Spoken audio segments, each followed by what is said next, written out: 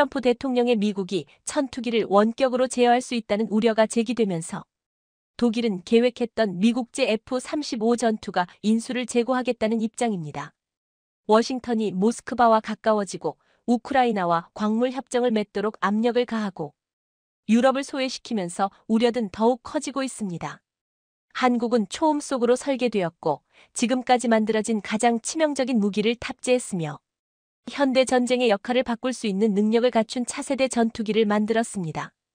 KF-21의 성능은 첨단 기술을 통해 항공무기 사업을 주도해온 미국조차 충격에 빠뜨렸습니다. 이 전투기의 성능을 타의 추종을 불허합니다. F-35는 세계 최대 방산업체 미국 로키드 마틴이 개발한 5세대 스텔스 다목적 전투기로 미 국방부를 비롯해 한국과 영국, 일본, 노르웨이, 네덜란드, 이스라엘 등 각국이 도입한 기종입니다. AP에 따르면 F-35는 한 번의 비행으로 12시간 이상 채공할 수 있는 성능을 갖추고 있으며 1대당 가격은 1억 달러, 약 1,450억 원 정도로 알려져 있는데요. 그런데 최근 트럼프 미 대통령이 몰고 온 동맹의 균열이 미국이 만드는 F-35 전투기 구매 재검토로 이어지고 있습니다. 충격적이게도 독일에서조차 F-35 재구매 이야기가 나오고 있는데요.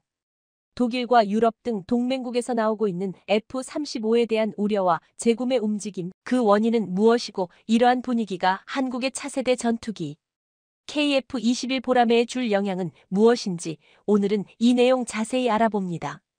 결론부터 이야기하면 독일을 비롯해서 미국으로부터 F-35 전투기를 구매하기로 했던 국가들이 우려하는 것은 킬 스위치가 있을까? 하는 점입니다. 킬 스위치란 미국이 원격으로 전투기의 기술적 장치를 차단하는 기술적 기능을 말합니다. 일단 미 국방부는 사실무근이라고 밝혔습니다. 미국의 방산업체들도 공식적으로 킬 스위치 기능이 있다는 것을 인정한 적은 없습니다. 하지만 미국은 그러면서도 F-35의 지속적인 운항에 필수적인 소프트웨어 및 하드웨어 업그레이드가 미국의 통제하에 있다는 점은 인정했고 이러한 태도는 구매국들에게 심각한 우려를 낳고 있습니다. 이것은 곧 F-35 전투기를 운용하는 국가는 소프트웨어 업데이트나 미션 데이터 파일, 업데이트를 받을 때마다 미국으로부터 받아야 하는데 이때 미국의 지정학적 이해관계에 따라 미국이 얼마든지 업데이트를 중단할 수도 있기 때문입니다. 이러한 상황에서 최근 트럼프 행정부가 들어서면서 급격히 사이가 나빠진 캐나다와 독일 등에서는 F-35 구매 계획에 재검토 입장을 취하며 대안 마련에 나서고 있어서 귀추가 주목됩니다. 캐나다는 원래 미국으로부터 F-35 88대를 구매해서 자국의 공군을 강화하려는 계획이었습니다. 미국의 통제권 하에 들어가는 것을 우려해 구매 계획을 재고하는 분위기입니다. 독일 역시 F-35 35대를 69억 달러에 구매할 계획이었지만 킬 스위치 기술에 대한 우려와 더불어 미국의 정치적 압박 가능성을 걱정하며 구매 계획을 재검토하고 있는 상황입니다. 도널드 트럼프 미 대통령 밑에서는 미국이 독일에 판 전투기에 대해 원격으로 작동 불능 상태로 만들 수 있다는 우려 때문입니다. 왜 지금 이렇게 유럽과 독일, 캐나다 등이 F-35의 킬 스위치 기능을 우려하는 것일까요? 트럼프 미 대통령이 들어서면서 러시아와 급속도로 가까워지고 있기 때문입니다. 트럼프 미 대통령이 우크라이나에 대해 미국과 광물 협정을 맺도록 압박하는 장면이 전 세계에 중계된 이후 우려가 커진 것입니다. 킬 스위치 기능이 있는 전투기를 구매했다가 만일 미 펜타곤에서 명령을 내리기만 하면 그 전투기들이 작동 불능 상태가 될 수 있다는 공포가 확산된 것입니다.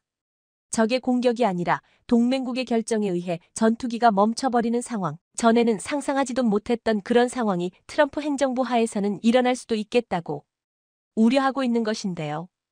특히 유럽이 F-35와 F-16 등 미국산 전투기에 크게 의존하고 있기 때문입니다. 현재 우크라이나에서 F-16이 작동하지 않고 있습니다. 미국은 직접 우크라이나에 이 전투기를 판매한 적이 없습니다. 덴마크와 네덜란드가 F-16을 우크라이나에 제공한 것입니다.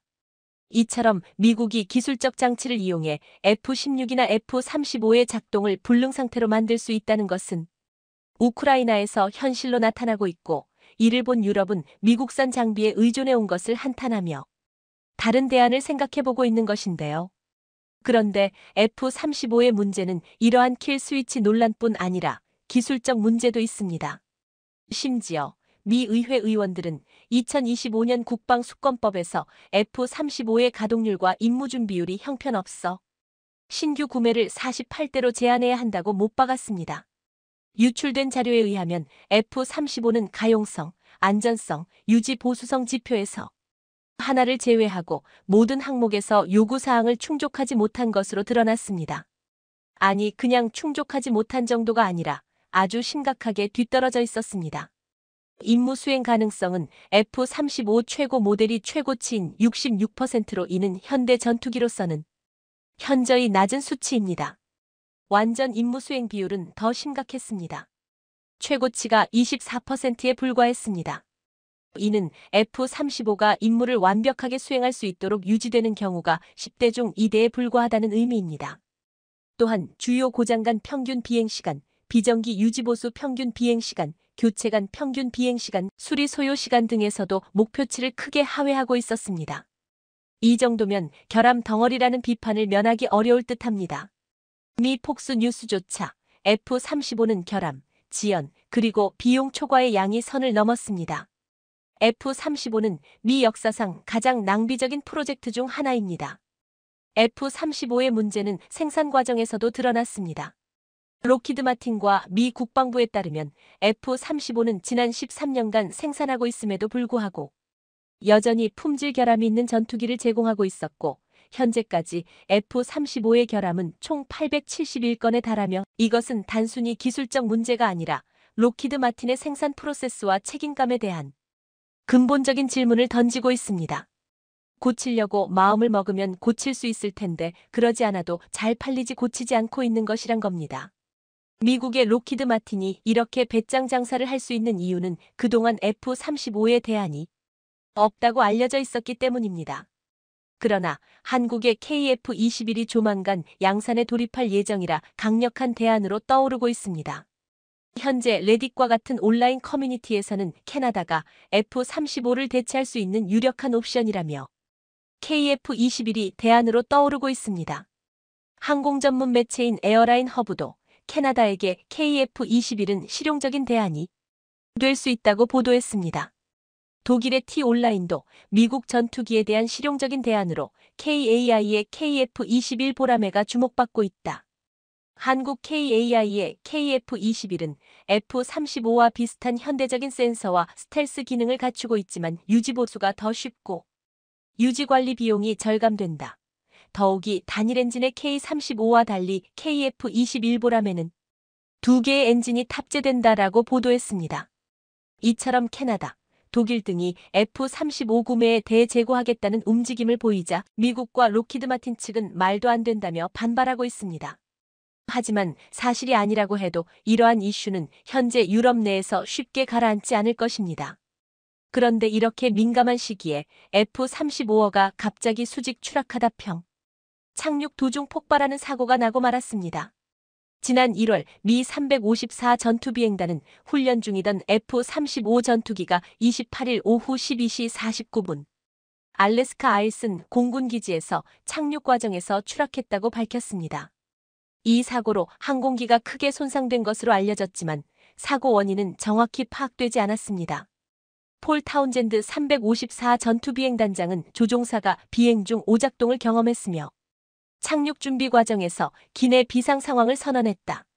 라고 밝혔습니다.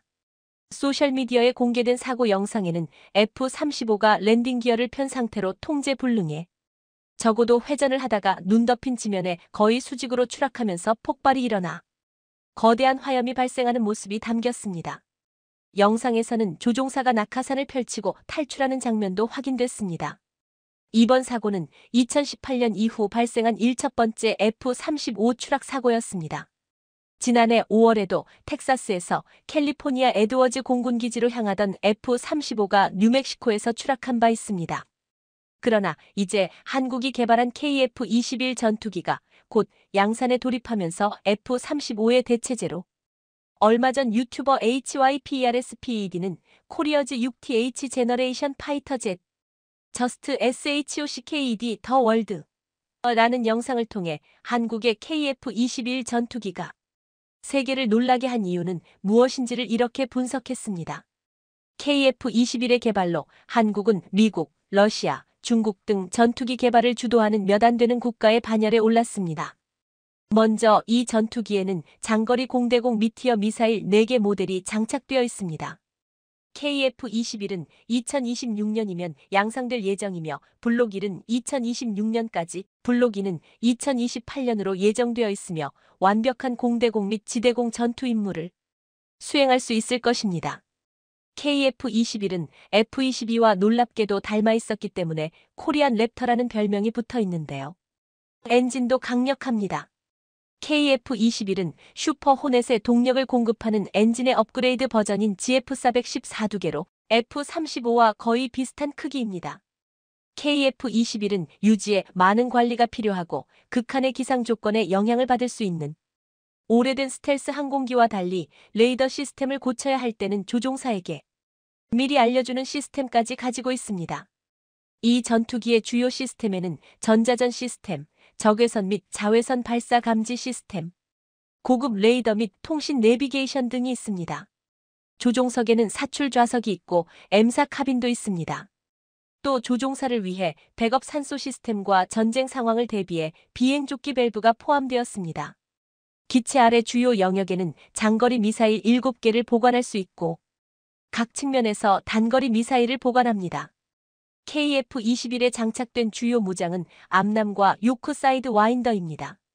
오른쪽 날개 아래 숨겨진 20회전포를 운반할 수 있으며 대포는 덮인 계구부에서 발사할 수 있습니다. 한국은 현대 전쟁의 역할을 바꿀 수 있는 능력을 갖춘 차세대 전투기를 만들었습니다. F-35가 미국 역사상 가장 돈을 낭비를 하고 있는 프로젝트라는 혹평이 나오면서 F-35를 사려 했던 캐나다 및 유럽 국가들 사이에서 KF-21에 대한 관심이 더욱 커지고 있는데요. 트럼프 미 대통령이 몰고 온 F-35 논란이 한국의 KF-21을 주목하게 만드는 효과를 북한의 도발이 계속되면서 미국 내에서 해당 사안을 심각하게 다루기 시작했습니다. 특히나 가장 화제를 모으고 있는 건 바로 북한의 도발에 대한 한국의 대응건이었는데요. 이때 중국의 견제로 한국의 충분한 개입을 더 이상 할 수 없다고 판단한 것인지 미국 측에서 이례적인 대답을 꺼내 한국은 물론 유럽과 동북아시아 전역을 말 그대로 발칵 뒤집어 놓고 있습니다. 미국의 역대급 중대 결정과 시대에 따라 완전히 변해버린 한국의 위세에 트럼프조차 당황한 듯 싶은데요. 미국 측 발언들과 이에 대한 주변국 언론들 보도 내용 자세히 전해드리겠습니다. 북한이 1일 서해 북방한 개선에 내릴 일대에서 위성 항법 장치 GPS 전파 교란 공격을 감행하고 있습니다. 합동참모본부에 따르면 한국군은 이날 오전 6시경부터 서북도서 일대에서 GPS 교란 신호를 탐지했다는데요. 군 관계자는 현재까지 GPS 교란으로 인한 군사작전 제한은 없다 고 말했습니다. 북한의 GPS 전파 교란 공격은 지난달 29일부터 나흘 연속 이어지고 있습니다. 이에 우리 한국군은 민간보다 더 높게 저항할 수 있는 힘을 가진 군용 GPS로 교란 공격에 대응하고 있는 상황인데요. 군 관계자는 최초 일시적으로 영향을 받을 수 있는데 그럴 경우에는 GPS로 하지 않는 다른 항법 장치들을 활용해 대응하고 있다고 설명하며 이 정도에는 끄떡없음을 밝히며 안심시켰습니다. 그러나 군과 달리 민간에서는 일부 영향이 있을 것으로 보입니다. 앞서 지난달 30일과 31일 북한의 전파 교란으로 백령도와 연평도 등을 오가는 여객선과 서해 어선들의 GPS가 오작동한 것으로 확인됐기 때문입니다. 앞서 북한은 지난달 29일 새벽에도 서해 지역에서 남쪽을 향해 동시다발적인 GPS 전파 교란 공격을 감행했고 30일에는 오전 7시 50분경부터 서해 NLL 이북 지역에서 전파 교란을 시도했습니다. 31일 또한 오전 8시경부터 서북도서 일대에서 GPS 전파 교란 공격을 이어나갔는데요. 이처럼 북한에 갑자기 시작된 도발에 미국 측은 치명적일 정도로 심각하지는 않지만 절대 좌시할 수 없는 상황이라고 명백히 밝히며 한국의 핵무기 재배치에 대해 본격적으로 논의하는 단계까지 진행된 상태입니다. 미국 측은 이미 북한이 1일 한국의 오물풍선으로 도발한 행위에 대해서도 인지하고 있었는데요. 미국의 커트 캠벨 미 국무부 장관은 미국 워싱턴 DC 인근에서 협의회를 여고 북한의 위성 발사와 정상 국가로서는 상상할 수 없을 정도로 치졸하고 저급한 이 오물풍선 도발 행위에 대해서 우리의 삼각협력은 인도태평양의 안보와 번영에 필수적이다. 북한의 이른바 정찰 위성 포함한 탄도미사일 기술 활용 발사를 강력히 규탄한다. 고 성명을 발표했습니다. 성명은 또 중국을 겨냥해 우리는 인태지역 해역에서 일방적 현상 변경 시도에 강하게 반대하며 대만 해협의 평화와 안정 유지의 중요성을 재확인한다. 또한 북한과 러시아의 군사 협력 강화에 대한 우려도 공유했다고 전했습니다. 이 소식을 전한 미국 정치 매체 폴리티코는 러시아와 우크라이나의 전쟁이 지속됨에 따라 북한 측에서 심상치 않은 움직임들이 포착되고 있다. 북한은 핵 투발 수단으로 사용할 수 있는 다양한 미사일을 개발하고 있으며 금년에만 한국에 12차례 미사일을 발사했다. 최근에는 유엔 안보리 결의에 위배되는 탄도미사일 기술을 활용한 로켓을 정찰 위성이라고 주장하며 발사했다.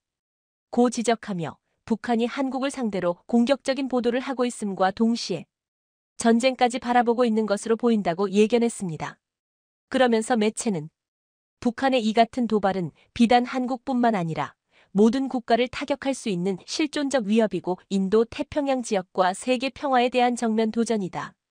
러시아의 우크라이나 공격에 사용된 무기가 북한으로부터 불법 수입된 사실이 속속 드러나고 있다.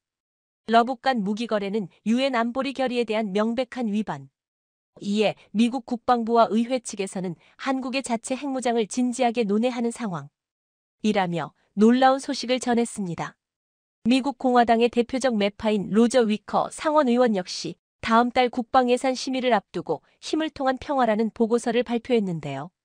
보고서는 김정은이 계속해서 탄도미사일과 핵무기를 만드는 상황에서 한반도 억제력이 약화돼서는 절대 안 된다라는 지적이었습니다. 위커 의원은 한반도에 미국 전술핵을 재배치하고 인도, 태평양 지역에서 핵공유 협정을 맺을 것을 강력하게 주장하며 나토 동맹과 비슷한 핵부담 공유 협정에 한국, 일본, 호주가 참여할 의사가 있는지 대화를 시작해야 한다고 밝혔는데요. 위커 의원은 한미연합훈련을 지속하고 한국의 미군을 계속 주둔해야 한다. 라면서 트럼프 전 대통령이 주한미군 방위비 분담금으로 한국을 사실상 협박하고 있는 작금의 상황을 강도 높게 비판했습니다. 위커 의원은 바이든 행정부의 대북 정책 실패를 비판하며 한반도 전력 강화도 요구해왔는데요. 로저 위커 위원은 바이든 행정부는 북한 문제에서 완전히 손을 뗐다. 북한이 러시아의 잔혹한 전쟁을 돕고 있는데도 말이다. 일부 전문가들은 북한이 전쟁을 준비하는 것으로 보고 있다. 우리는 이를 심각하게 받아들여야만 한다. 그와 동시에 위커 위원은 주한미군을 관할하는 인도태평양 사령부의 지휘 통제체계를 현대화하고 서태평양 지역의 군사시설을 확충할 것도 함께 제안했는데요. 타이완, 필리핀, 일본으로 연결되는 방어망이 중국과 충돌을 억제하는 데 중요한 역할을 한다. 이들 나라의 군사력 강화 역시 지원해야 할 필요성이 있다. 그러나 역시 가장 시급한 것은 우리 미국의 국방력 강화이다. 중국, 러시아에 비해 미국 국방력이 뒤처지고 있다. 해군 함정과 군용기를 대폭 늘리기 위해 내년 국방 예산을 550억 달러, 약 75조 원 더 써야 한다. 마지막으로 위커 의원은 뉴욕타임스 기고문에서도 북한이 군비 통제 협상을 위한 노력을 무시하고 전쟁 준비 태세를 향해 가고 있다. 한국의 주한미군을 늘리지는 못할 망정, 철수시킬 수는 없는 상황이다. 게다가 한국의 전술핵 비핵화는 궁극적으로 북한뿐만 아니라 그와 연결되어 있는 러시아, 중국을 억제하는 데에 가장 결정적인 역할을 할 것이라며 한국의 핵무장 필요성을 다시 한번 강조했습니다. 이런 강력한 주장과 함께 한국의 핵무장 가능성이 높아지는 가운데 한국의 핵 시나리오가 다시금 화제를 모으고 있습니다. 미국에 본부를 둔 세계 최대 규모의 비영리 뉴스통신사인 AP통신은 최근 한국의 핵무장에 관해 전 세계가 떠들썩한 상황이다. 라면서 해당 이슈를 집중적으로 조명했습니다. 매체는 미국의 당장 근시안적인 국지적인 이득을 위해서는 한국의 핵무장이 필수적이지만 아이러니하게도 한국의 핵무장은 전 세계의 패권을 순식간에 바꿔버리는 엄청난 패러다임의 변화를 가져올 것이다. 이에 여전히 한국의 핵무장에 관해서는 여러 갑론을박들이 벌어지고 있다. 강력한 군사 기술력을 가진 한국의 핵까지 쥐어주는 게 정말 옳은 선택일지 그 결과를 두려워하는 이들이 많기 때문이다. 라고 서두를 시작했습니다. 계속해서 AP통신은 사실상 한국의 핵을 개발하는 일은 절대 쉽지 않을 것이다. 한국이 핵을 개발한다면 일본의 핵 개발도 승인해줘야 하고 또 수많은 국가들의 무수한 요청을 반대할 명분이 완전히 사라지게 되기 때문이다. 그러나 러시아와 우크라이나의 전쟁이 장기화되고 중국이 이를 이용해 몸집을 불려가면서 대만을 무력화시킬 준비를 하는 지금 중국이 핵무기를 총동원하는 시나리오까지 상정해야만 한다. 심지어 현재 중국이 곧 대만을 향해 핵미사일을 발사할 것 같다는 이야기까지 들려오고 있는 상황.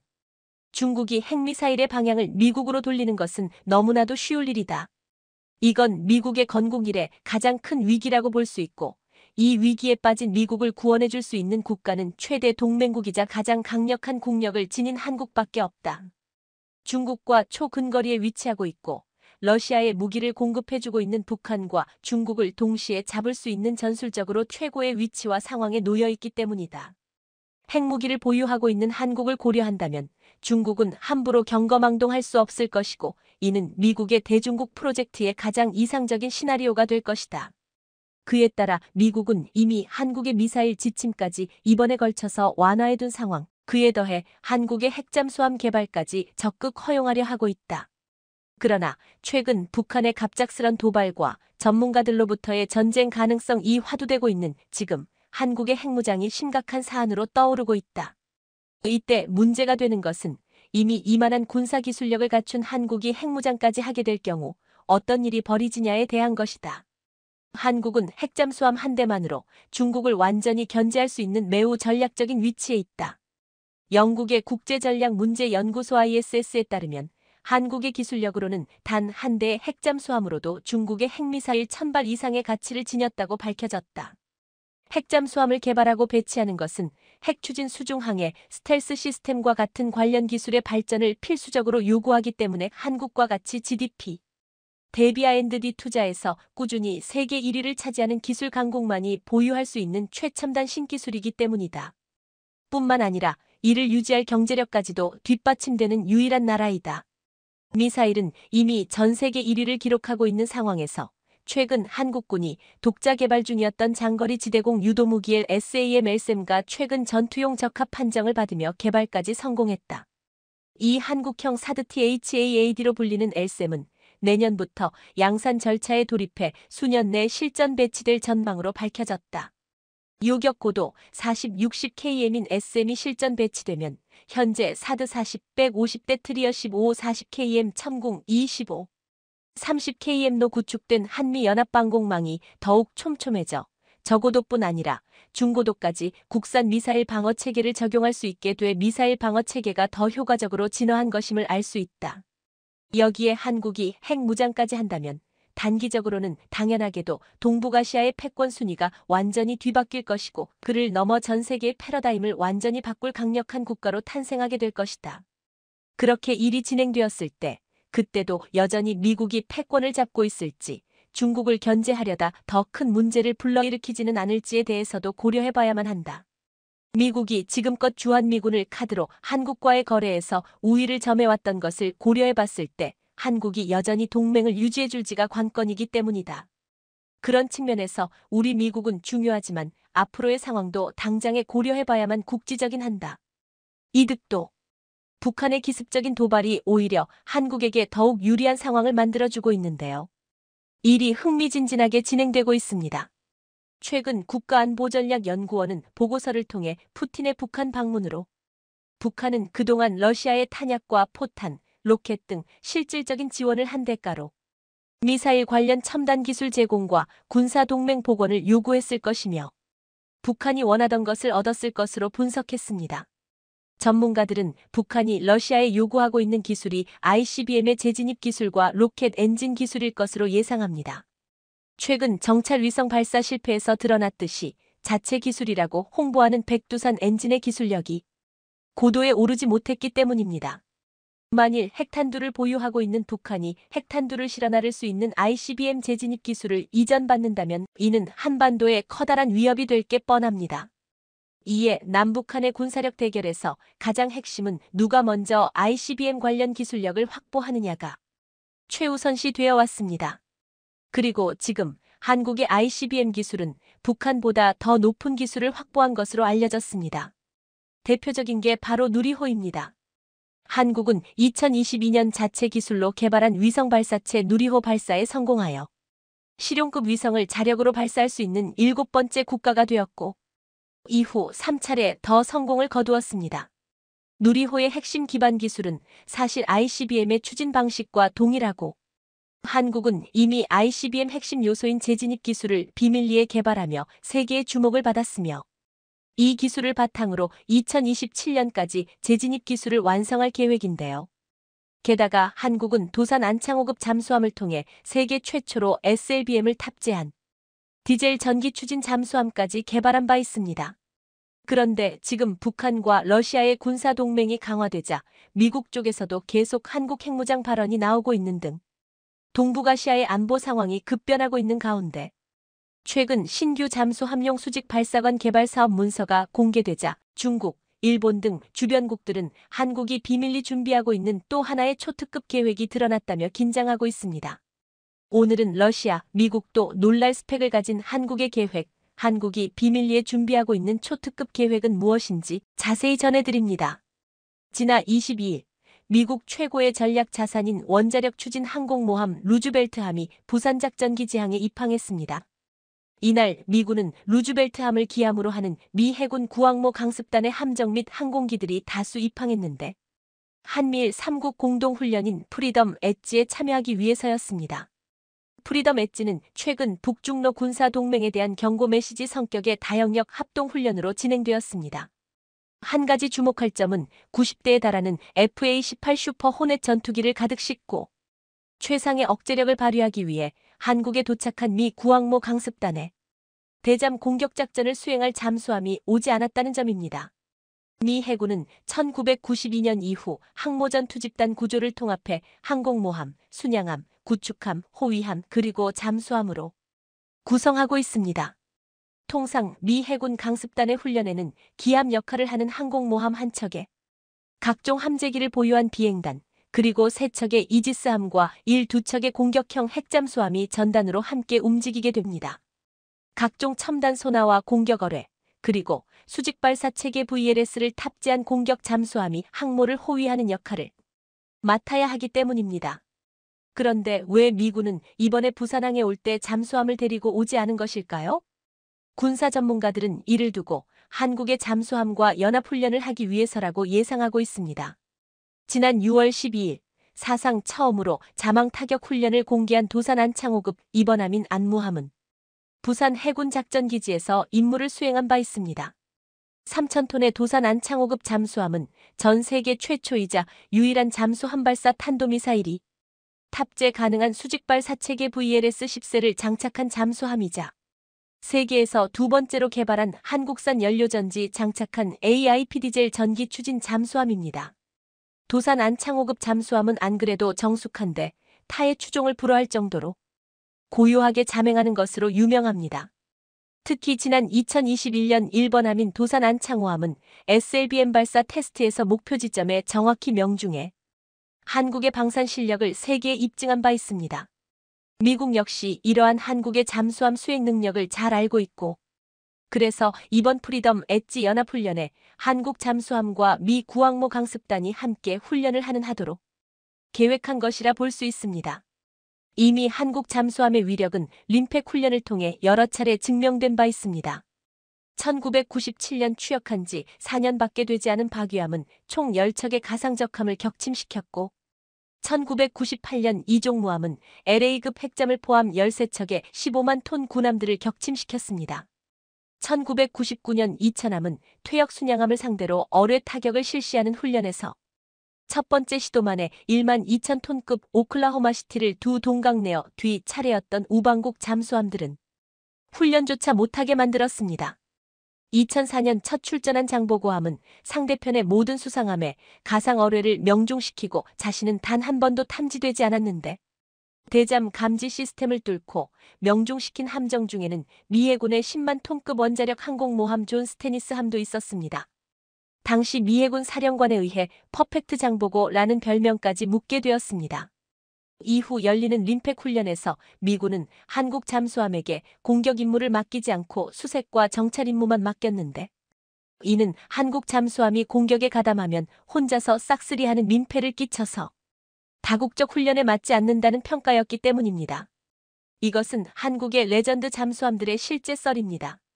반면 최근 중국은 자신만만하게 공개했던 최신 94형 전략 핵잠수함이 결함으로 인해 해수면 위까지 부상했다가 새벽 조업을 나온 데만 어민 핸드폰 카메라에 포착되는 수모를 겪었습니다.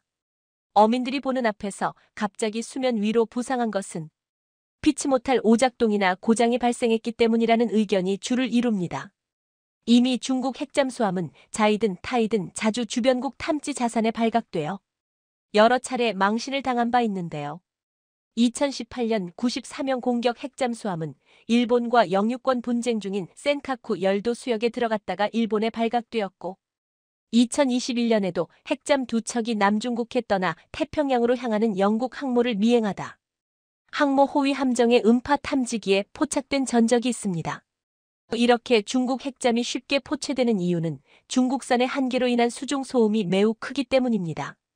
해외 군산 매체들은 중국의 94형 전략 핵잠의 수중 소음을 140데시벨로 평가하면서 미국 핵잠 대비 훨씬 큰 소음이 발생한다고 분석하는데, 오히려 디젤 잠수 소음은 100데시벨 정도로 핵잠수함보다 조용한데 한국의 잠수함은 타국 디젤 잠수함 대비 20, 30대 정도 더 정숙한 주행을 할 수 있는 것으로 알려졌습니다.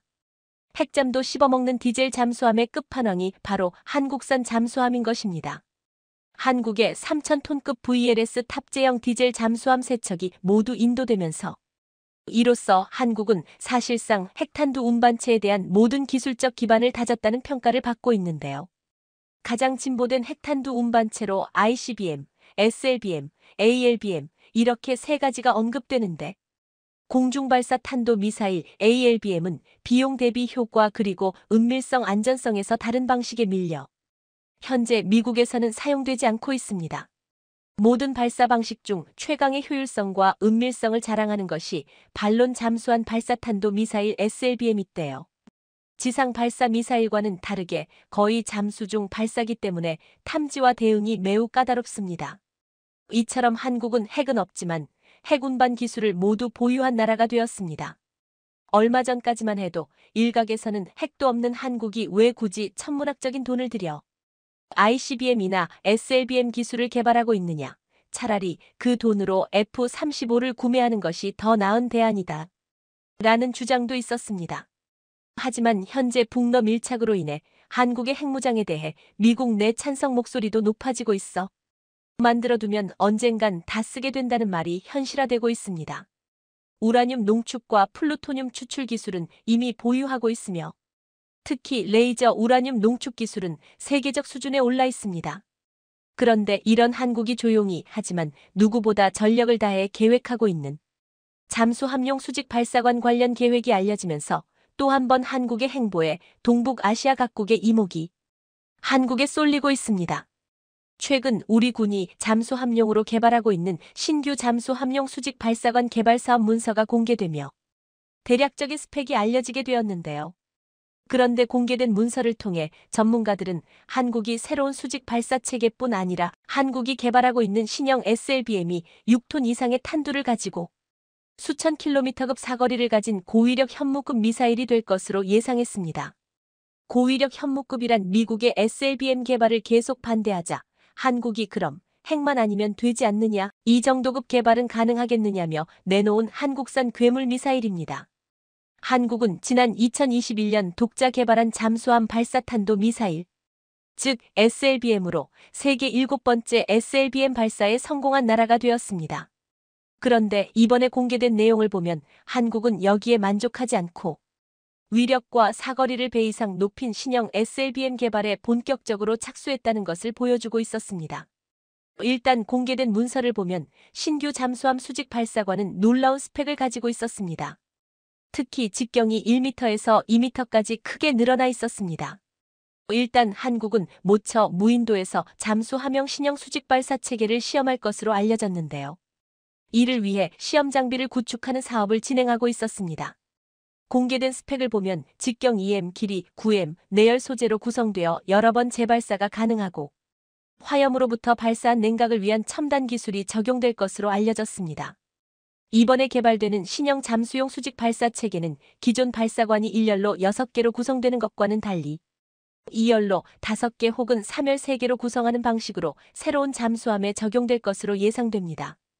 특히나 수직 발사관 직경이 1m 정도에서 2배 이상 확대되면서 더 강력한 SLBM 장전 것으로 예상됩니다. 는 지금까지 현무를 개량해 만든 시험 발사체가 아닌 본격적인 SLBM 완성하겠다는 것으로 직경 1.8m 이상 길이는 9m 정도라고 가정하면 수천 km급 중거리 탄도 미사일로 활용할 수 있을 것으로 보입니다. 여기에 새로 개발되는 배치 3 잠수함의 폭도 크게 확대될 것으로 보여 배수형 또한 기존 배치 1 잠수함에 비해서 크게 확대될 것으로 예상됩니다. 이러한 대형 수직 발사 체계를 2열이나 3열로 배치하면 기존 3,000톤대 중반에서 6,000톤급 이상까지 확장될 것으로 보이며 차후에 핵잠수함을 개발하는 것에 대비해 모든 조건을 완성할 것으로 예상됩니다. 이번에 공개된 신형 수직 발사 체계는 2m까지 직경이 커질 것으로 보여 러시아가 개발한 신형 SLBM인 불라바와 비교될 수 있을 것으로 예상됩니다. 불라바는 기존에 러시아가 개발했던 SLBM 축소한 최신형으로 기존의 15m급 전장에서 12m급으로 크게 줄었으며 직경은 2m 정도로 콤팩트하게 개발되었습니다. 그러나 1톤 이상의 핵탄두를 장착하고 1만 km 발사할 수 있으며 탄도 핵을 운영할 수 있어 러시아가 불라바 SLBM 전력으로 통일할 계획입니다. 물론 우리 군이 개발하려고 하는 신형 SLBM 발사관은 1.8m 직경의 전장은 9m 정도로 대륙간 SLBM 사용하기에는 부족할 수 있지만 충분히 5,000km 이상의 사거리가 가능한 2단 로켓으로 1톤 이상의 핵탄두 운반이 가능할 것으로 예상됩니다. 이처럼 한국은 조용히 그러나 전력을 다해 새 무기 개발에 나서고 있으며 이제는 SLBM 신형 발사관 체계까지도 개발을 하고 있습니다. 루마니아가 한국산 K9 곡사포를 구매하는 계약이 확정되었습니다. 불과 몇 시간 전에 루마니아군을 위한 매우 중요한 계약이 마무리되었습니다. 우리는 한국산 155포를 갖게 될 것입니다. 한화는 수십 대의 추적 곡사포 구매에 대해 40억 레우 이상의 계약을 체결했습니다. 첫 번째 장비는 2년 반 안에 군대에 인도될 예정입니다. 로이터 통신이 인용한 군사 분석가들은 한국 방산업체가 신속한 납품과 지속적인 유지 관리 시스템 제공이 가능하다고 주장합니다. 여전히 한국은 북한과의 갈등을 겪고 있습니다. 우리는 54대의 K9 자주 곡사포와 84대의 지원 차량에 대해 이야기하고 있습니다. 루마니아 공영방송이 한국과 K9 자주포 계약이 확정되자 긴급 보도했습니다. 루마니아의 이번 선택이 국가 차원에서 큰 이슈가 되고 있는 이유는 최근 러시아의 위협이 점점 커지는 가운데 무기 도입이 시급하다고 판단하고 있기 때문입니다. 지난해 9월에는 루마니아 영토에 러시아 미사일이 지나갔다는 말도 나온 바 있습니다. 또한 이번 루마니아의 K9 자주포 계약이 유럽에서 주목받는 이유는 독일과 튀르키예 등 최종 후보에 오른 유럽산 자주포가 아닌 한국산 K9 자주포를 선택했기 때문입니다. 루마니아는 K9 자주포뿐만 아니라 최근 K2 전차 실사격 테스트를 성공적으로 끝내면서 현대로템은 최대 500대 수출이 가능하다고 판단하고 있습니다. 또한 루마니아는 레드백 장갑차와 K239천무까지 도입을 검토하고 있다고 했습니다. 루마니아는 우크라이나 전쟁 이후 안보를 강화하고자 국방 예산을 대폭 늘렸는데 올해 예산을 지난해 대비 45% 늘린 약 27조 800억 원으로 편성하고 군 현대화에 나섰습니다. 지금 무기를 현금으로 살 충분한 돈이 있다는 것입니다. 루마니아의 한국산 무기에 대한 놀라운 관심은 폴란드의 행보를 보았기 때문인데 폴란드는 극강의 가성비를 가지는 한국산 무기를 도입하자마자 유럽에서는 볼 수 없는 납기내 혹은 납기보다 더 빠르게 인도받는 것을 똑똑히 목격했습니다. 올해 나토의 연합훈련 드래곤 24에서 K2 전차, K9 자주포를 가지고 온 폴란드군은 부러움의 대상이었습니다. 지난 4월 클라우스 요하니스 루마니아 대통령이 방한하자 루마니아에서는 우리도 이제 한국산 무기를 도입할 수 있다며 이를 대대적으로 보도했습니다. 당시 유로뉴스 루마니아가 내세운 제목은 루마니아는 한국으로부터 군사무기를 획득할 것이다. 요하니스 새로운 장의 시작입니다였습니다. 클라우스 요하니스 대통령이 한국 방문을 거의 마무리하고 있습니다. 루마니아의 서울 주둔을 위해 안보를 모색하고 있습니다. 경제 협력과 투자는 물론 문화, 교육, 인간 접촉 분야의 협력은 미래 협력의 세 가지 핵심 기둥입니다. 우리는 유럽연합과 대한민국 간의 안보 파트너십 협상을 마무리하는 관점에서 양자 간 긴밀한 조율을 통해 뿐만 아니라 협력 내에서도 국방 분야의 협력을 진전시키려고 합니다. NATO와 인도 태평양 파트너 사이의 대화입니다. 우리는 우크라이나에 대한 러시아의 침략 전쟁이 미치는 다양한 부정적 영향에 대응하기 위한 노력을 지지합니다. 러시아와 북한 간의 협력 또는 북한의 지속적인 핵무기 개발. 궁극적으로 우리가 원하는 것은 더 안전하고 안정적인 세상입니다. 오늘 상대방과 나눈 매우 일관된 논의는 루마니아에 대한 한국의 투자, 특히 인프라, 에너지 및 국방과 같은 전략 분야에서 상당한 증가를 장려했습니다. 우리는 또한 식량과 물안보에 중점을 두는 농업 분야의 협력이나 콘스탄차 항구와 부산 항구 간 항만 인프라 분야의 양자관계 강화를 고려하고 있습니다. 우선적으로 우리는 화석 연료에서 녹색 에너지원으로의 전환을 촉진하고 기후 변화에 대처하고 에너지 안보를 강화하기 위해 원자력 에너지 협력을 지원했습니다. 이를 위해 저는 상대방과의 논의에서 카본풀이라는 한국의 이니셔티브에 대한 루마니아의 개방성을 언급했습니다. 한국이 세계 네 번째 무기 수출국으로 자리매김하려고 노력함에 따라 서울의 발표는 계속됩니다. 우리나라와 서울은 방산 분야 협력을 증진하기 위해 노력하고 있습니다.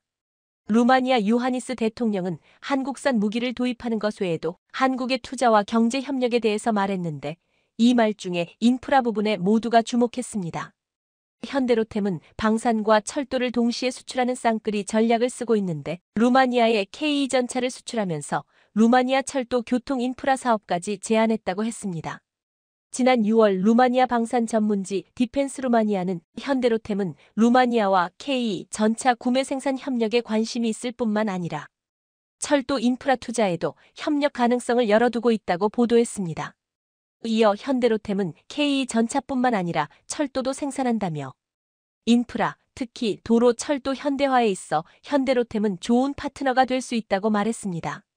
루마니아 정부는 낙후된 교통 인프라를 확충하고자 투자를 강화하고 있는데 철도와 지하철 건설, 연장 개량 등 11개 사업에 총 397억 유로 약 59조 원을 쏟아부을 계획입니다. 루마니아 정부가 철도 현대화에 적극적인 만큼 현대로템은 주요 파트너로 꼽히는데 지금 전차와 철도를 묶어 패키지로 수출할 가능성도 제기되고 있습니다. 지난 4월 루마니아 대통령이 방한할 당시 루마니아의 한 방송에서는 기자가 한국에 찾아와 KTX를 타고 충격적이고 놀랍다는 방송을 내보냈습니다. 이 방송의 제목은 재밌게도 루마니아에서는 기차가 여전히 마차 속도로 운행하지만 한국의 기차는 선로를 따라 날아가는 것처럼 보입니다였습니다. 우리나라의 열차는 여전히 마차 속도로 달리고 있지만 한국의 경우에는 마치 열차가 레일 위를 날고 있는 것 같습니다.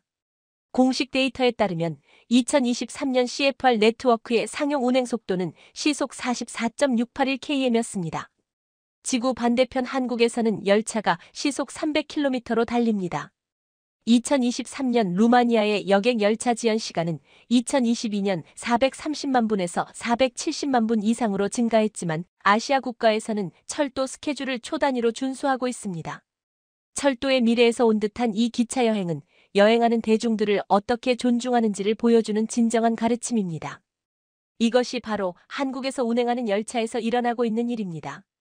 20년 동안 사업을 해온 철도회사인 KTX 열차의 환경이 어떤지 여러분을 초대합니다.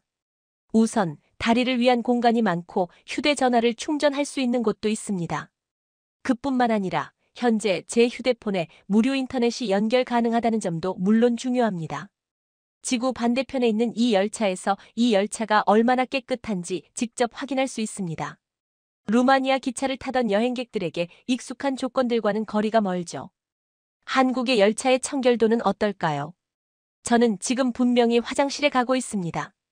여기가 기차 화장실입니다. 보시다시피 청결도가 매우 뛰어납니다. 게다가 여기에는 필요한 모든 것이 있습니다. 비누, 세제, 액체, 휴지. 그리고 한국인들은 청결을 지키는 것이 당연하다고 생각하기 때문에 청결에 매우 세심한 주의를 기울입니다. 루마니아에서는 부쿠레슈티와 브라쇼브 사이에 최대 한 노선만 보더라도 엄청나게 긴 시간이 걸려야 갈 수 있습니다. 그런데 지금 이 순간 한국 회사의 열차는 거의 시속 140km로 달리고 있습니다. 제가 열차에 탑승한 이후 평균 속도는 시속 150km, 최고 속도는 시속 291km였습니다. 정말 놀라운 점은 실제로 이 속도를 느끼지 못한다는 것입니다. 창밖을 내다볼 때가 되어서야 정말 빠르게 움직이고 있다는 것을 깨닫게 됩니다. 우리는 지금 한국의 남쪽에서 가까운 거리인 서울까지 북쪽으로 가고 있는 것이 아니니까요. 300km를 이 시간 50분 만에 주파합니다. 한국에서의 기차 체험은 철도 운송회사의 진정성을 증명하는 것이기도 했습니다. 열차는 단 1분도 지연되지 않고 목적지에 도착했습니다. 이 방송은 한국의 KTX가 루마니아의 열차보다 무려 10배나 빠른 속도를 자랑하고 지연도 안 된다면서 경이로운 시선으로 보도했습니다. 이 방송 이후 루마니아에서는 한국과 같은 고속철을 가지고 싶다는 반응이 폭발적으로 증가했습니다. 현대로템은 K2전차 500대면 거의 10조 원에 달하고 루마니아가 추진하는 교통 인프라 사업이 59조 원에 달해 거의 70조 원에 이르는 사업에 도전하고 있습니다. 현대로템은 최근 우즈베키스탄에 처음으로 고속철을 수출했는데 지금 사우디, 폴란드 등에서도 고속철 수출을 추진하고 있으며 이제는 루마니아까지 노리고 있습니다. 한국은 K2전차, K9자주포 등 기갑 무기들을 수출하면서 이제는 고속철까지 놓아주고 있습니다. 한국은 방산 수출에 이어 경제 개발과 인프라 구축까지 해주며 동유럽과 아프리카 동남아 나라들까지 관심을 보이고 있습니다. 그런데 최근 중국과 남중국해에서 충돌하며 한국산 무기를 도입하고 있는 필리핀에서 감사하다는 말이 나오고 있습니다. 대한민국을 포함한 전 세계 각국의 군사무기 발전 동향을 실시간으로 확인 중인 미국 국제 방산무기 동향 연구소는 최근 한국의 KF-21 전투기 개발 과정을 지켜보며 다소 충격적인 발언을 했는데요. 바로 최첨단 무기 기술력 발전 단계를 기록 중인 우리 대한민국이 사거리 1500km 이상 발사가 가능한 미사일 탑재용 고속추진 관기술을 개발하고 다수의 적 전투기를 상대하는 멀티 시스템이나 다기능 편대 비행동합 체계인 K링크와 첨단 부품에 대한 생산 제조 능력까지 모두 확보하게 된다면 한국만의 독자적인 기술로 KF-21 전투기를 5세대까지 업그레이드하는 것은 충분하다는 것이죠. 이에 더해 6세대급에 가까운 진화가 가능해질 것이라고 전망하며 한국은 곧 세계에서 네 번째로 꼽히는 5세대 스텔스 전투기 보유국이 될 것이라고 말했습니다. 대한민국이 신흥항공 기술 강대국으로 떠오르자 세계 각국의 관심이 쏟아지기 시작했는데요. 이러한 발언은 사실 꾸준히 나왔던 발언 중 하나입니다. 특히 우리 한국의 미래 방위 계획 동향을 언급할 때 현무 5 미사일의 개발 사안을 포함해 한 번도 빠지지 않고 나왔었던 발언이죠. 그런데 이외에도 미국 CSIS에서 명확하게 주장하는 바가 있습니다. 한국 항공우주산업 카이에서 기대 중인 KF-21 전투기의 폴란드 수출을 동과시키거나 한국 공군이 KF-21 전투기를 본격적으로 운영하는데 외국산 부품들은 여러 가지 제약이 따르기 때문에 결국 독자 부품 개발을 통한 대한민국의 국방 수준을 독자적으로 달성하는 것이 선택의 여지가 없는 필수 사항이 된 것이라는 주장이죠. 현재 KF-21 전투기에 들어간 대부분의 부품은 국산화가 어느 정도 완료된 상황인데요. 이에 비해 엔진 개발 상황에 대한 것은 정확하게 공유되지 않았었죠. 하지만 이제는 KF-21 보람의 전투기에 들어갈 엔진 부품마저도 성과를 보이기 시작했다는 점이 대한민국이 과거와는 다르게 최첨단 기술력을 놀라울 정도로 뛰어나게 활용하고 있다는 것을 세계에 보여준 것이죠. 그러던 와중 한국을 항공기술 강대국 반열에 올려줄 가장 필수적인 엔진 개발에 대한 성과가 나고 있다는 소식이 들려왔습니다. 하나에어로와 두산 에너빌리티가 협업하여 항공 엔진 독림에 승부수를 던진 것입니다. 이들은 글로벌 150조 시장을 뚫겠다고 당당히 선언한 이후 실제적인 성과를 내고 있습니다. 과거 하나에어로스페이스는 주력 제품인 K9 자주포를 수출할 때마다 독일의 눈치를 봐야 했습니다. K9 자주포에 장착된 MTU 엔진이 독일의 국가 전략 자산으로 지정된 이유였습니다. 2020년 유해이와 도장을 찍기 직전까지 갔던 수출 계약이 무산된 것도 독일이 어깃장을 놓았기 때문인데요. 하지만 한화는 1000마력급 전차용 엔진을 독자 개발하는데 성공하여 K9 자주포에 장착했습니다. 덕분에 이제 독일의 눈치를 보지 않고 마음껏 K9 자주포를 판매할 수 있게 되었죠. 이제 한화에어로스페이스는 전차 엔진에 이어 전투기 엔진 개발에 나서기 시작했습니다. 미국 제너럴 일렉트릭이 만든 설계도를 토대로 항공기 엔진 핵심 부품을 제조하기 시작했으며 가스터빈 시장의 강자인 두산 에너빌리티까지 개발에 합류하게 되었습니다. 업계 관계자는 전투기 엔진은 응축된 공기에 연료를 태워 터빈을 돌린다는 점에서 가스터빈 발전 방식과 비슷하다고 언급했습니다. 이러한 두 회사의 합작에는 정부의 입김이 들어간 것으로 알려졌는데요. 항공기 부품 제조 역량을 갖춘 한화와 터빈 기술을 보유한 두산이 힘을 합치면 전투기 엔진 개발 기간을 압도적으로 단축할 수 있다고 생각한 것입니다.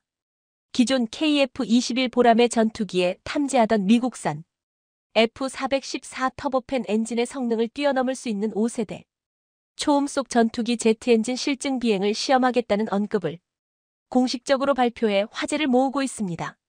이처럼 최근 KF-21 전투기가 본격적으로 국산 엔진 가동과 시연을 시작했는데요. 이번 달 국산 엔진 시험을 시작하여 다음 달에는 무인 전투기 플랫폼을 동안 국산 엔진 시험을 완전하게 확정지을 것 같습니다.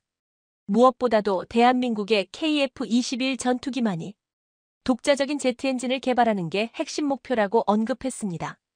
이러한 KF-21 전투기의 엔진 국산화를 가장 경계하는 국가는 바로 중국인데요. 중국은 자국이 개발한 전투기인 FC-31을 전면에 내세워 홍보하고 있지만 그보다 뛰어난 성능과 세련된 외관이 한국산 제트 엔진까지 갖추고 있는 KF-21 전투기가 세계의 주목을 받을 수밖에 없죠. 현재 한국산 보람의 전투기의 엔진 개발 과정이 공개될 때마다 중국 언론의 반응은 대체적으로 믿을 수 없다는 경악의 반응입니다. 중국은 KF-21 전투기 프로젝트를 처음 시작할 때처럼 한국산 엔진을 비하하고 있습니다. 시험 비행 중 분명 결함이 생길 것이라며 한국의 기술력을 아직도 의심하는 태도를 보이고 있는데요. 한국은 늘상 있는 중국의 조롱을 신경도 쓰지 않는 듯 엔진의 시험 비행을 시작하겠다는 발표를 했습니다. 한국이 목표로 하고 있는 KF-21 전투기의 국산 엔진 최대 출력은 약 44,000파운드로 중국의 엔진을 순식간에 초라하게 만들어버리는 놀랍도록 강력한 추력을 자랑합니다. 특히 KF-21 전투기 블로기가 고도의 열탐지, 레이더 기술에 노출되지 않기 위한 다양한 스텔스 기술이 고안되고 있으며 그중 하나의 방법으로 엔진 배기 노즐부에는 한국형 스텔스 엔진 기술을 적용한다고 밝혔죠. 한국형 스텔스 기술로 인해 엔진 온도 하락과 저피탐 성능을 획기적으로 끌어올릴 수 있으며 일반적 원형 노즐에 비해 일정 간격으로 여러 개의 돌출된 형상을 가진 스텔스 형상을 전격 채용하였습니다. KF-21 전투기의 제트 엔진 지상 시험은 향후 2년간 반복 시험을 목표로 하고 있는데요. 고도와 비행거리 이륙 중량 등을 점차 늘려가는 방식으로 안정성을 가장 우선으로 두고 진행될 예정입니다. 4만 파운드급 추력은 프랑스의 라팔 전투기 엔진과 유럽연합의 유로파이터 타이푼보다도 훨씬 강하다고 볼 수 있는데 이러한 놀라운 성능의 제트 엔진을 한국은 다가오는 2030년까지 개발해내는 것을 목표로 하고 있습니다. 현재 한국은 세계 4순위의 가스터빈 엔진 기술 보유국이며 이러한 가스터빈 엔진 기술력을 토대로 삼아 KF-21 전투기의 5세대 스텔스 전투기 버전인 블로기와 블록 3가 개발되는 2030년 초반까지 제트 엔진을 모두 국산화시켜 우리의 보람의 전투기에 장착할 셈입니다.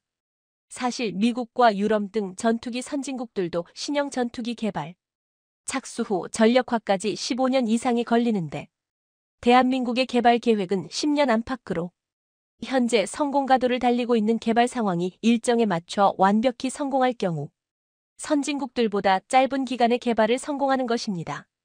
하루하루 피말리며 일정을 맞춰온 기술자는 향후 개발될 6세대 전투기 기반 기술까지 개발하고 있어서 놀라움을 더하고 있습니다. 수많은 신기술 개발에 힘을 쏟고 있으며 스텔스부터 국산 엔진까지 한국산 전투기를 위해 매일 고군분투하고 있습니다. 엔진 역량뿐만 아니라 스텔스 역량 향상에도 엄청난 노력을 갈아넣고 있습니다. 많은 나라들이 한 세대를 건너뛰고 너도 나도 6세대 전투기에 도전하고 있습니다.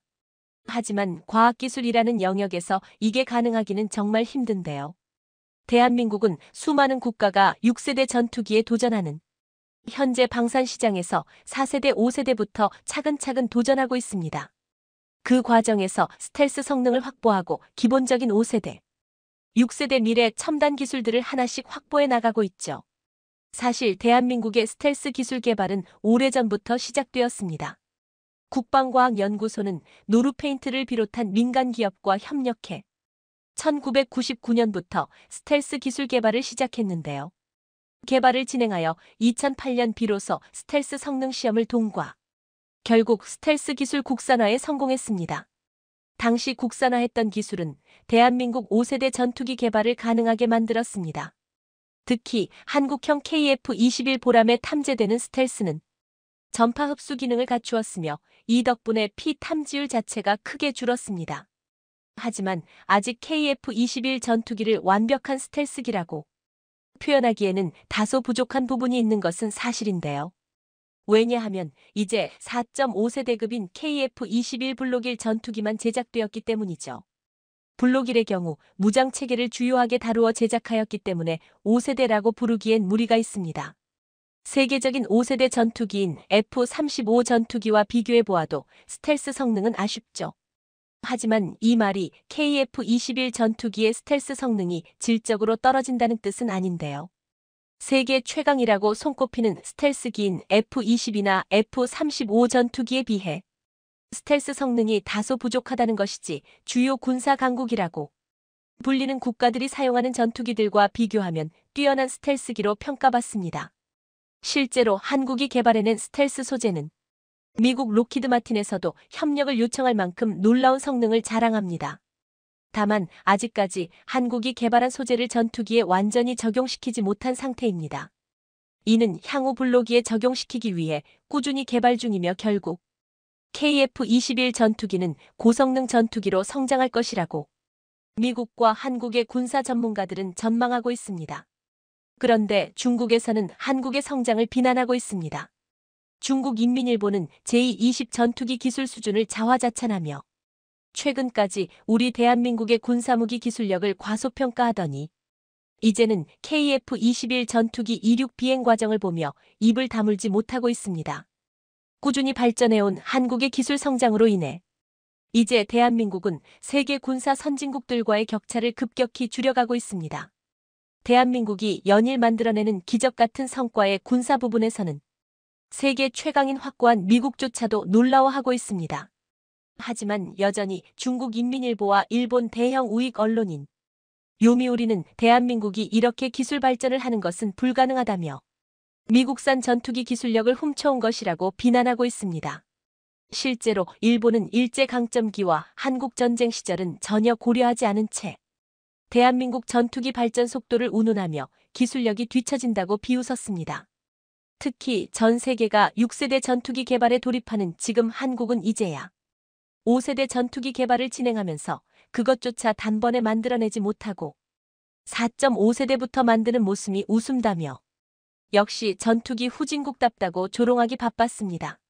일본은 본인들은 기술을 축적해 이미 6세대 전투기인 F-3을 개발하고 있는데 한국과 일본의 격차는 엄청나다고 자화자찬했습니다. 하지만 일본이 개발하려는 6세대 전투기는 계속해서 실패를 이어왔습니다. 일본은 자신들이 독자적으로 6세대 전투기 개발을 진행하는 것이 무리라고 판단하여 6세대 전투기 개발 프로젝트인 GCAP에 발을 들였지만 세 나라가 모인다고 해서 뾰족한 수가 나는 것은 아니었습니다. 결국 일본이 영국과 이탈리아에게 기대 6세대 전투기를 개발하려던 것은 아니란 생각이었다고 일본 내의 군사 전문가들도 인정했죠. 일본이 개발했던 4세대 전투기는 F-16의 카피품이라는 소리를 들을 정도로 성능이 F-16과 비슷하거나 떨어졌지만 가격은 F-16 전투기의 3배가 넘었죠. 그리고 영국과 이탈리아가 개발한 유로파이터 역시 생산 중단 위기가 있을 정도로 문제가 않았는데요. 냉정한 현실을 보았을 때 제대로 된 5세대 전투기도 개발 못해 일본 나라들이 6세대 전투기를 개발하자고 모인다고 해서 성과를 내는 것은 하늘의 별 따기였습니다. 실제로 결성된 지 불과 얼마 되지 않은 GCAP의 전투기 개발 현황은 그다지 중지 못합니다. 하지만 일본이 GCAP에서 하차하게 된다면 아무런 성과도 나지 않은 프로젝트에 눈덩이처럼 불어나버린 예산을 남은 국가가 감당해야만 합니다. 지프에 참여하기 전 일본의 6세대 전투기 F-3 개발 비용은 무려 50조 원 이상 책정되어 있었는데요. 일본은 해당 예산을 줄이고 영국과 이탈리아의 기술을 전수받기 위해 이 프로젝트에 참여했습니다. 하지만 프로젝트는 마음대로 흘러가지 않았습니다. 그 이유는 기본적으로 6세대 전투기를 만드는 것이 절대 쉬운 일이 아니기 때문입니다. 아직 개념 확립도 제대로 되지 않은 6세대 전투기는 개발 기간 내에 제대로 만들어낼 수 있을지는 의문입니다. 심지어 6세대 전투기 개발을 위해 의기투합한 국가들은 제대로 된 5세대 전투기 개발도 못해본 국가들입니다. 현실적으로 현재 6세대 전투기 개발이 가능한 곳은 단지 미국 정도인 것이죠. 심지어 엄청나게 높은 가격도 일본의 발목을 잡을 것입니다. 영국과 협력하여 최첨단 엔진을 탑재한 5세대 전투기를 만들더라도 일본 공군 내에서 운영하는 것조차 어려울 정도로 상상 이상의 천문학적인 비용이 소모될 것으로 예상되는데요. 일본에서는 F-3 전투기에 50조 원의 국방 예산을 포함했습니다. 일본은 F-3 전투기 100대를 생산할 예정이라고 밝혔는데요. 그렇다면 F-3한 대당 개발 비용이 무려 5천억 원에 육박한다는 뜻이 됩니다. 미국의 F-22 전투기의 가격도 가장 고점을 찍을 때가 3,700억 원이었는데 일본의 전투기가 그 성능을 상회하지 않는다면 일단 수출은 고사해야 한다고 볼 수 있습니다. 수많은 군사 전문가들은 일본 전투기의 특성상 가격이 더 인상될 것이라고 전망하고 있는데요. 현재 일본의 상황만 보아도 이 주장은 타당한 것 같습니다. 대부분 국가에서 무기 체계를 형성할 때 생산량을 늘려 규모의 경제를 실현하고 최대한 가격을 낮추며 추문 무기를 생산하려고 하고 있죠. 하지만 일본의 무기는 대부분 엄청난 가격대를 자랑합니다. 그렇다고 성능이 줍지도 않습니다. 가격은 최고급이지만 성능은 세계 평균 점도일 뿐입니다. 그렇기 때문에 일본의 전투기 개발은 상당한 출혈이 뒤따를 것이고 이것으로 수출이까지 바라기는 힘듭니다. 현 상황에서는 일본 국내의 군사 전문가들 조차도 일본의 6세대 전투기 개발에 부정적입니다. 가격은 천문학적으로 치솟고 있지만 제대로 된 성과가 아직도 나지 않았습니다. 사실 과거 일본의 F-2 전투기도 한국의 KF-21처럼 독자 개발 전투기가 아니라 미국이 40% 이상 분담하여 개발한 전투기입니다. F-16 전투기를 바탕으로 일본의 상황에 맞게 개량했다고 보는 것이 옳을 정도이죠. 게다가 미국에게 요구했던 핵심 기술 중 하나인 비행 제어 기술을 받지 못해 일방적으로 손해를 보며 인본 내에서도 비난받았던 전투기입니다. 하지만 한국의 FA-50 겸공격기의 경우 미국의 지원을 받았지만 완전히 새로운 설계로 자체 제작했습니다. 심지어 이번에 개발하는 KF-21 전투기의 경우 미국 및 유럽 부품을 일부 사용하고 있으나 전체적인 기체 설계부터 성능 개량까지 한국 혼자 독자적으로 모든 것을 개발하고 있습니다. 이는 엄청난 차이인데요. 한국은 최첨단 기술에서 미국이나 이스라엘과 견줄 수 있는 기술력을 갖추고 있습니다. 하지만 미국이나 영국에게 기대 전투기를 개발하는 일본은 정작 최첨단 기술 개발에 무력한 모습을 보이고 있죠. 6세대급의 주요한 전략 중 하나인 무인기 개발인데요. 사실 일본은 2016년부터 무인 항공기에 대한 개념 확보를 하는 등 개발을 위한 초석을 마련했지만 이와 관련된 연구를 하나도 진행하지 않아 기술 발전은 답보 상태입니다. 미국조차 일본의 기술적 답보에 일침을 가했습니다. 하지만 일본 내부에서도 국산화와 미국제 수임으로 의견이 갈릴 만큼 무인기 분야에서 소극적인 모습을 보였죠. 결국 일본 내 군사 전문가들조차도 이제 일본의 무인기 개발은 어려울 것이라고 낙담하고 있습니다.